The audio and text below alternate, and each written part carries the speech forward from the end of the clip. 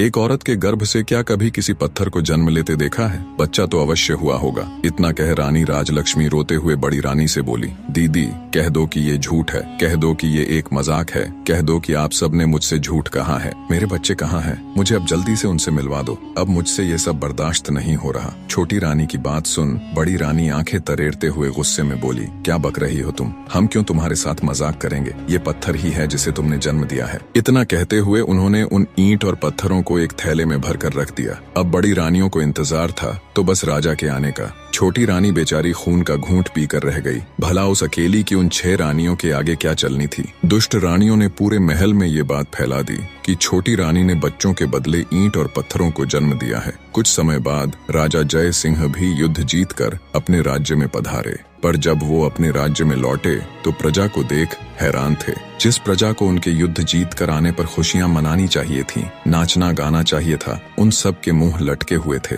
ये सब देख राजा को बड़ा आश्चर्य हुआ। वो असमंजस के साथ राजभवन में आए तो बड़ी रानी सहित अन्य 6 रानियों ने उनका स्वागत किया। उनके चेहरे पर अलग ही खुशी झलक रही थी, पर छोटी रानी राजलक्ष्मी का चेहरा मुरझाया हुआ था। ये सब देख राजा ने अपनी छोटी रानी से पूछा, क्या हुआ रानी, आपका चेहरा मुरझाया हुआ क्यों है? छोटी रानी कुछ कहती, उससे पहले ही बड़ी रानी बोल पड़ी, महाराज चेहरा तो मुरझाना ही था, इसका भेद जो खुल गया है। राजा बोला, भेद? कैसा भेद? तुम मुझे साफ साफ बताओ रानी कि आखिर बात क्या है? क्या रानी का प्रसव ठीक से हो गया था? तब दुष्ट रानी दुख का दिखावा करते हुए बोली, महाराज हमें ठग लिया गया है, हम सबके साथ बहुत बड़ा फरेब किया गया है। ये भोली सूरत वाली रानी राजलक्ष्मी एक झूठी मतकार और धोखेबाज औरत है। महाराज ये धूर्त स्त्री गर्भवती होने का दिखावा करती रही, जबकि ये कभी गर्भवती थी ही नहीं। इसने तो बस सब दिखावा किया है। गर्भ होने पर कुछ तो होता, इसे तो ईंट और पत्थर हुए हैं। इतना कहकर बड़ी रानी ने थैले में इकट्ठे किए हुए